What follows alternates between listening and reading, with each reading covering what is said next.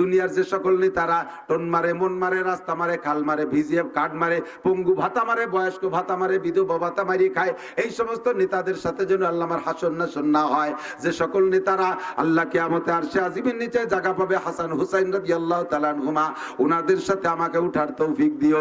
এইগুলো শেষ রাত্রে তাহাজ্জুদের নামাজ পড়ে, যুবক নিজের যৌবনকে কন্ট্রোল করে, চক্ষুরে কন্ট্রোল করে, হাতরে কন্ট্রোল করে, জুলুম অত্যাচার করে না, মানুষের উপরে আঘাত করে না, অকথ্য ভাষায় গালাগালি কাজাকাজি করে না।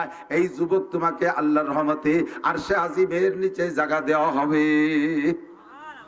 যুবতী মহিলা, এই বয়সটাই গুনার বয়স। আরে বুড়ো হয়ে গেলে তো এমনি ভালো হয়ে যায়, বুড়ো হয়ে গেলে এমনি ভালো হয়ে যায় না? মাঝে মাঝে কই, আমার চাচা বলতেন, মৌলানা আব্দুল ওয়াহাব সাহেব রাহমাতুল্লাহ আলাইহি, চন্দ্রদি গেলে মহতারাম সাহেব, ছোট ছোট চুটকি বলতেন, তার মধ্যে একটা চুটকি আমার মনে আছে। একজনটা জিজ্ঞেস করছে, এক বুড়ো জিজ্ঞেস করছে এক যুবক, এই তোর বাপ যে আগে এই চার দোকানে আসতো, আমরা দুইজনে কাশিয়ে ফাল্লা দিতাম, কিটা বেশি কাশতে পারে? তোর বাপ রয়ে যে মাস তিনিক দেখি নাকি মরি টরি গেছে নি? কয় না কাকা, আব্বা তো বাইসি আছে, আসে না রাস্তাঘাটে তেমন, তো বাইসি আছে, তোর বাপের কাশ সারছে? বলে হ্যাঁ, কাশ সেরে গেছে। কিভাবে সারলো? কয় কাশতে কাশতে বল বাইরে সে এমনি ছাড়ান দিছে, যেদিন বল ছিল সেদিন কাশছে, বলও নাই, সে কাশাই চালান দিছে, এইভাবে সেরে গেছে। তো বুড়ো বুড়ো হয়ে গেলি ভালো হয়ে যাও, এমনি ভালো হয়ে যাও।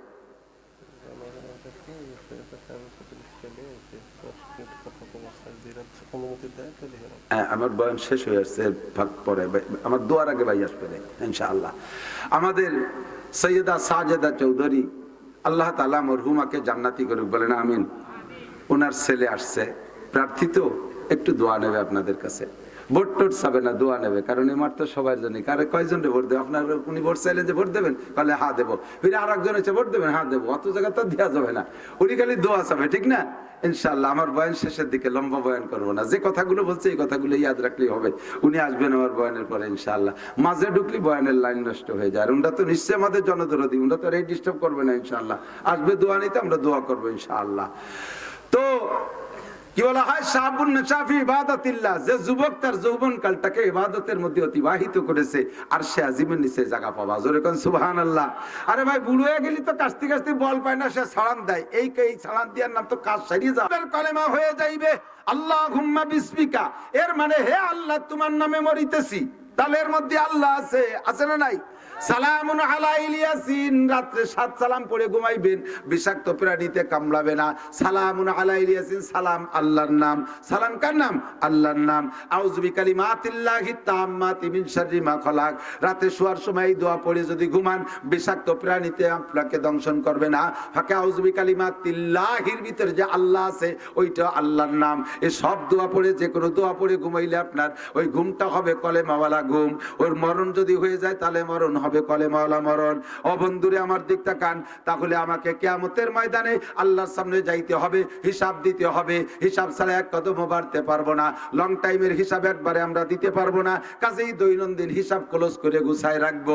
এক সাহাবা বলে, হুজুর আমার আমল নামায় কোনো গুনাহ নাই, আমার আমল নামায় কোনো গুনাহ নাই। হুজুর কয় কিভাবে বুঝলে?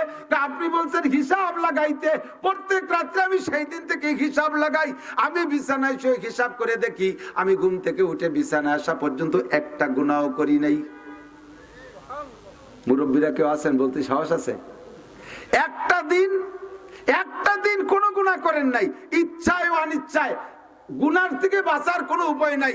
এই যে বাজারের ভিতর দিয়েছি, তাও দেখি, নিচের দিক তাকাই, তাও দেখি যুবতী মেয়েরা এই বাজার করতে আইছে, আজকে এই মেলার মধ্যে আইছে, আইছেন ওয়াজ শুনতে, সে জায়গায় গুনাহ কামাই করা লাগে। কতক্ষণ?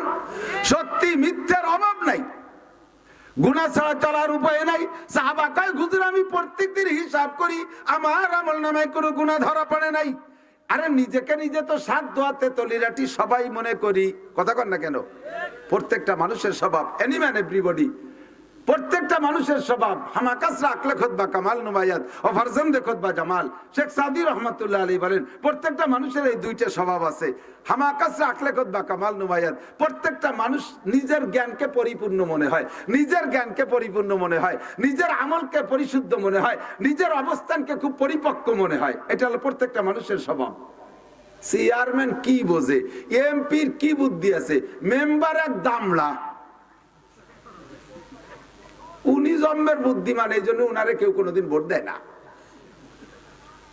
কথা কন, ও কি মানুষ হলো?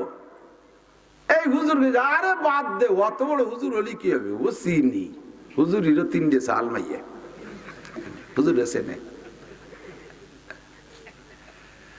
প্রত্যেককে নিজেকে নিজে বেশি ভালো মনে হয়, আর নিজের জ্ঞানকে পরিপূর্ণ মনে হয়, আর একজনের বুদ্ধি কোনো বুদ্ধি না। আর অফরজান্দে খুতবা জামাল, আর নিজের সন্তানকে খুব সুদর্শন মনে হয়। আর একজন এটা যত ভালো হোক, কোনো না কোনো খুদ ধরিয়ে সেটার একটা সমালোচনা করবে, কি এত ভালো চেহারা, কান্ড একটু বিহা, অথচ ওনারটা না কি নাই। ওর দাঁত কেমন, অথচ ওনারটার দাঁত 3 মাড়িতি আছে না নাই? কথা কন। আল্লাহ, সমালোচনা পরনিন্দা এগুলো বাদ দেই, আমার আত্মসমালোচনা করি, আমি কত দোষে দোষী। কথা কন না কেন? আমি কত দোষে দোষী, নিজের আত্মসমালোচনা করি। আমার হিসাব যদি আমি হিসাব করি, তাহলে আমার আর কাহারও হিসাব করার সময় থাকে না, কাহারও হিসাব করার সময় থাকে না। আমার নিজের হিসাবটা আমি নিজে করলে, কথা কন না কেন, আমি সবচাইতে বড় দোষী, আমি সবচেয়ে বড় দোষী। আল্লাহু আকবার। আমার আপনার জিন্দেগির 4টি হিসাব দেওয়া লাগবে কি লাগবে না? 1 নম্বরে আনুমরিহি ফিমা আফনা, তোমার গোটা জিন্দেগির হিসাব যা বলতে চাইছি। সাহাবা কয় আমি 3 দিক দিয়ে বুঝছি আমি ইমানদার। ওই সাহাবা কয় হুজুর আমি 3 দিক দিয়ে বুঝছি আমি ইমানদার। 1 নম্বরে আমি প্রত্যেকদিন হিসাব লাগাই, দেখি আমার আমলনামায় কোনো গুনাহ নাই।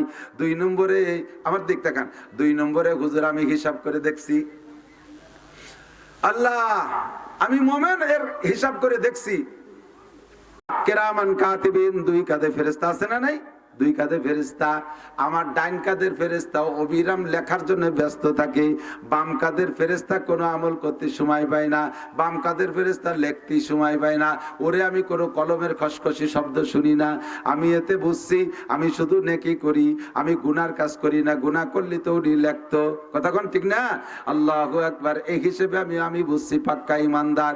ও বন্ধুরে, দৈনন্দিন হিসাব লাগাইলে আপনার কাছে ধরা পড়বে আপনি মুমিন না ইমানদার না বেঈমান, আপনি কতটুকু আমলওয়ালা, এটা প্রত্যেক দিনের হিসাবে প্রত্যেক দিন ধরা পড়বে। এই জন্য আমার গোটা জিন্দেগির 4টে মুহূর্তের হিসাব আল্লাহর কাছে দেওয়া লাগবে। এই চিন্তা মাথায় থাকলে একটু যা করব বুঝে শুনে করা লাগে, পা বাড়াইতে গেলে একটু হিসাব নিকাশ করে বাড়ানো লাগে। আল্লাহ 1 নম্বরে আনুমরিহি ফিমা আফনা, জবাব দেওয়া লাগবে কি লাগবে না আল্লাহর সামনে। সারা জীবন কোথায় কিভাবে কাটাইছো জবাব দিয়ে যাও। 2 নম্বরে আনসাবাবিহি ফিমা আবলা, এ যুবক আমার দিক তাকাও, গোটা জীবনের হিসাবের মধ্যে যৌবনকাল এসে গেছে। তারপরও যৌবনকালের কথা হাদিসে আলাদা করে আসছে, কারণ যৌবনকালটা ইম্পর্টেন্ট টাইম, যৌবনকালটা ইম্পর্টেন্ট টাইম। বুড়ো হয়ে গেলে যে কোনো মানুষ ভালো হয়ে যায়, বুড়ো হয়ে গেলে ভালো হওয়া স্বাভাবিক, কিন্তু যৌবনকালে ভালো হওয়া বড় কঠিন। যৌবনকালটাকে যদি কেউ কন্ট্রোল করতে পারে, আল্লাহর নবী বলেন আরশে আজিমের নিচে বসাইয়া আল্লাহ পাক 500 বছর পর্যন্ত তার কুদরতি হাত দিয়ে বান্দার মুখে উঠাই খানা খাওয়াবে যেই সকল মানুষদেরকে। তার ভিতরে 2 নম্বর হলো শাবুন নাশা ফি ইবাদাতিল্লাহ, যে যুবক আর যুবতী যৌবনকালটারে কন্ট্রোল করলো, যৌবনে নামাজ পড়ে, যৌবনে রোজা রাখে, যৌবনে পর্দা করে, যৌবনে গান শোনে না, যৌবনে মদ খায় না, যৌবনে জেনা করে না, যৌবনে বেপর্দা করে না, যৌবনে জারি যাত্রা করসা গাজির গানে যায় না, যৌবনে উড়াকান্দি যায় না, যৌবনে ঠাউর বাড়ি যায় না, যৌবনে বাবার বাড়ি খাজার বাড়ি যায় না, যৌবনে চুরি ডাকাতি করে না, যৌবনে মারামারি দাঙ্গা হাঙ্গামা করে না, যৌবনে অকথ্য ভাষায় গালাগালি কাজাকাজি করে না।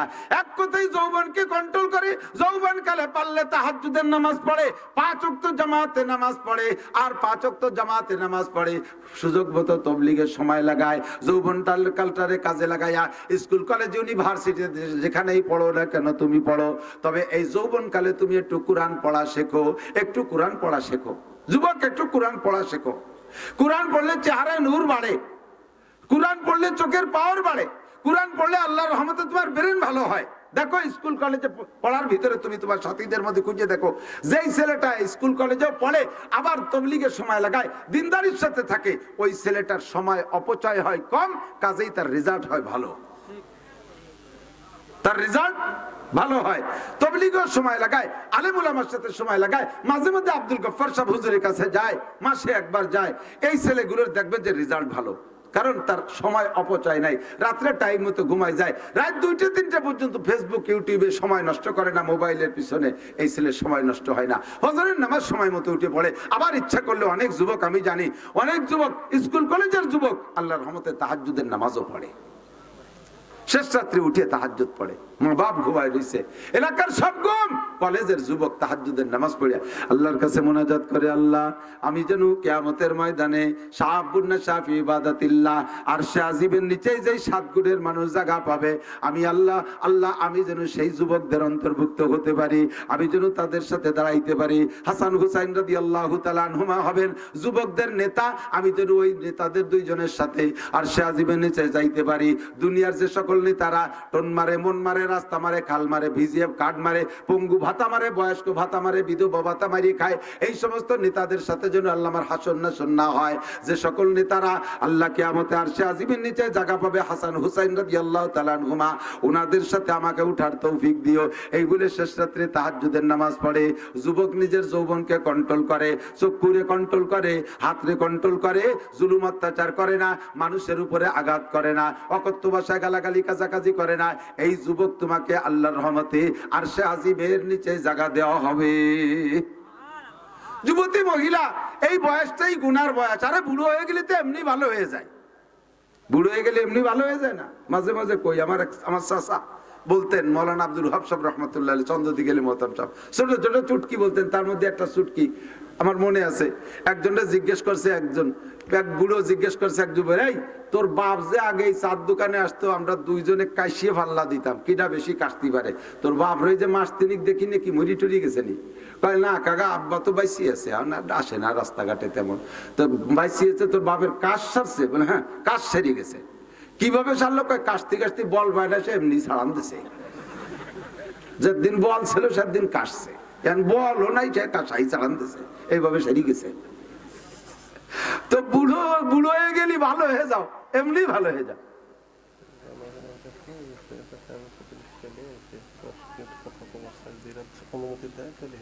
আমার বয়ান শেষ হয়ে আসছে, পরে আমার দোয়ার আগে ভাই আসবে ইনশাআল্লাহ। আমাদের সৈয়দা সাজেদা চৌধুরী, আল্লাহ তাআলা মরহুমাকে জান্নাতি করুক, বলেন আমিন। ওনার ছেলে আসছে, প্রার্থিত, একটু দোয়া নেবে আপনাদের কাছে। ভোট টোট চাবে না, দোয়া নেবে, কারণ এমার তো সবার জন্য। কারে কয়জন ভোট দেবে? আপনার উনি ভোট চাইলেন যে ভোট দেবেন, বলে হ্যাঁ দেবো। ফিরে আর একজন এসে ভোট দেবেন, হ্যাঁ দেবো। অত জায়গা তো দেওয়া যাবে না, উনি খালি দোয়া চাবে, ঠিক না? ইনশাআল্লাহ আমার বয়ান শেষের দিকে, লম্বা বয়ান করবো না, যে কথাগুলো বলছে এই কথাগুলো ইয়াদ রাখলেই হবে। উনি আসবেন আমার বয়ানের পরে ইনশাআল্লাহ। মাঝে ঢুকলি বয়ানের লাইন নষ্ট হয়ে যায়। উনরা তো নিশ্চয়ই আমাদের জনদরদি, উনরা তো এই ডিস্টার্ব করবে না ইনশাআল্লাহ। আসবে দোয়া নিতে, আমরা দোয়া করবো ইনশাআল্লাহ। তো কি বলা হয়, শাহাবুন নাশাফি ইবাদাতিল্লাহ, যে যুবক তার যৌবনকালটাকে ইবাদতের মধ্যে অতিবাহিত করেছে, আরশে আজিমের নিচে জায়গা পাবা। জোরে কোন সুবহানাল্লাহ। আরে ভাই, বুড়ো হয়ে গেলি তো কাস্তি কাস্তি বল পায় না, সে ছাড়ান দেয়। এই ছাড়ান দেওয়ার নাম তো কাজ ছাড়িয়ে যাওয়া না। যৌবনকালে যতদিন কাশার ক্ষমতা আছে, অতদিনের ভিতরে যদি কাজ ছেড়ে দেয়, না কাশে, তাহলে বোঝা যাবে যে সুস্থ হয়েছে, নাকি বলেন? যখন কাস্তি কাস্তি বল নাই, সেই সময় ছাড়ান দিচ্ছে, ও ছাড়ানোর কোনো দাম নাই। আমরা যৌবন কালটাকে ইবাদতের মধ্যে কাটাবো। যুবকরা একটু পাক্কা সিদ্ধান্ত নিতে পারবে ইনশাআল্লাহ? ইনশাআল্লাহ। দেখি কোন কোন যুবক নিতে পারবা। আমি নামাজ পড়বই ইনশাআল্লাহ, নামাজ পড়বই। বলো কয়েক তো? সপ্তাহে খালি শুক্রবারে? কয়েক তো? জোর হলো না? কয়েক তো? অকথ্য ভাষায় বকাবকি করব, মুরব্বীদের সাথে বেয়াদবি করব। মাশাআল্লাহ, হাত নামান। আমি আজকে বাজারের মধ্যে দিয়ে গাড়ি নিয়ে আসার সময় আমরা বক্তারাই আসছি গাড়িতে, বুঝতে পারছি আমি ভিতরে বসা, কিন্তু কয়েকজন যুবকের আচরণে আমার দিলটা একেবারে নষ্ট হয়ে গেছে। মনে চাইছিল গাড়ি ফিরেতে পারলে ফিরে চলে যাই। সালতা নগর কান্দার মানুষ কাইজে ডাঙ্গা করো, প্রয়োজন হলে নিজেকে পেঁয়াজের খেতে যাইয়ে করো। তাই বলে মাহফিলের সময় বক্তারা আসতেছে, আলেমুলামা আসতেছে, বহিরাগত মানুষ আসতেছে, তুমি এই সালতা নগর কান্দার স্বভাবটা সে জায়গা প্রয়োগ করতে গেলে কে? কিছুই কইতে পারলাম না, মারামারিও করলাম না, শুধু মনের থেকে বুঝছি যে তুমি এই এলাকার ভালো একজন ক্যাডার। এই কথাটা যদি আল্লাহর কাছে মামলা দিয়ে দেয়, তাহলে তুমি রাস্তায় এক কদমও হাঁটতে পারবা না। শত শত তোমার মতো মস্তান যুবক রাস্তায় বালিশ ছাড়া শুয়ে পড়তেছে ট্রাকের চাকার বাড়িতে। দোয়া নেওয়ার চেষ্টা করো, বদদোয়া নেওয়ার চেষ্টা করো না। দোয়ায় তোমার হায়াত বাড়ায় দেবে, বদদোয়ায় তোমার হায়াত কমে যাবে। বদদোয়ায় হায়াত কমে যায়। হায়াতের নাম হলো মুআল্লাক তাকদীর। হায়াত হলো তকদিরে মুআল্লাকের ভিতরে লটকানো। আমার দিক তাকান, তকদির দুই প্রকার, মুবরাম আর মুআল্লাক। একটা হলো শিরোধার্য, কোনো কিছুতে পরিবর্তন হয় না। আর একটা হলো তোমার আমলের সাথে আল্লাহ লটকায় রাখছে। যদি তুমি আদব আর ভদ্রতার আচরণ করো মুরব্বীদের সাথে, তাহলে তারা যদি দোয়া দেয়, তাহলে তোমার বয়স যদি আগে লেখা থাকে 50, তাহলে দোয়ার বদৌলতে আরো বাড়াই দেওয়া হবে 10। আর যদি তুমি বেয়াদবি করো, মুরব্বীরা যদি বদদোয়া করে, তাহলে 18-19 বছর বয়সে বেয়াদবি করছো, ওই তোমার 60 বছর হায়াত ছিল কেটে দেওয়া হবে।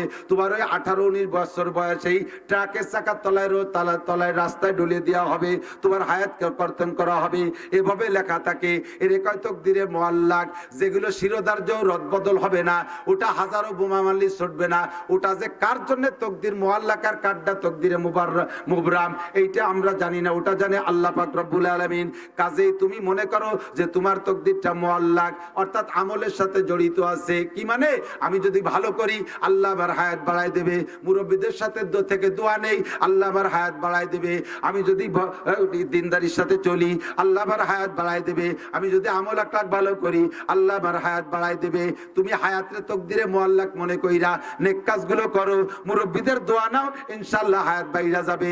তুমি পরীক্ষায় ভালো রেজাল্ট করবা, কর্মজীবন উজ্জ্বল হবে, চাকরি বাকরি ভালো পাবা, ভবিষ্যতে তুমিও নেতা হবা। আমাদের মামা এখন আছে, একদিন থাকবে না।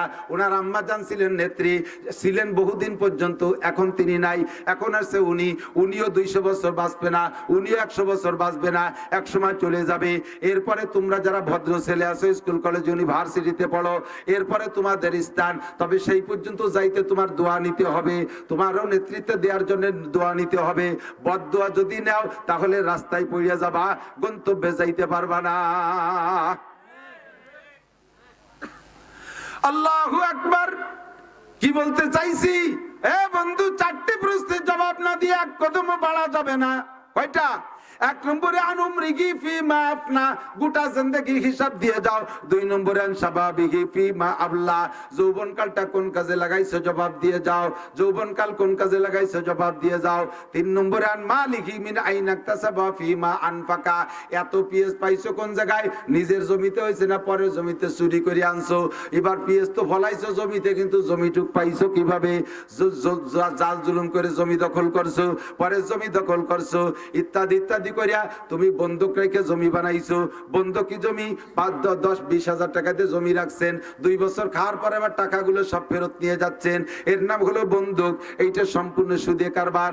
এইভাবে তুমি ইনকাম করেছো, জবাব তুমি দিয়ে যাও। চুরি করে কামাই করিয়া মসজিদে দান করছো, ওতে 1 পয়সারও নেকি নাই। টোন মারিয়ে, মন মারিয়ে, রাস্তা মারিয়ে, খাল মারিয়ে, বিজিএফ কার্ড মারিয়া, পঙ্গু ভাতা মারিয়া, জাতির হক মারিয়ে খাইয়া, ব্রিজ কালভার্ট মারিয়ে খাইয়া টাকা কামাই কইরা তাই যে মসজিদ মাদ্রাসা করেছো, ওতে নেকি তো পাবাই না, বরঞ্চ তোমার মরণকালে কলেমা নসিব হবে না। কিয়ামতের ময়দানে বিপদে পড়িয়া যাইবা। হারাম খাইয়া হারাম টাকা দান করে তুমি নেকির আশা করছো, এটাও তুমি অন্যায় করেছো।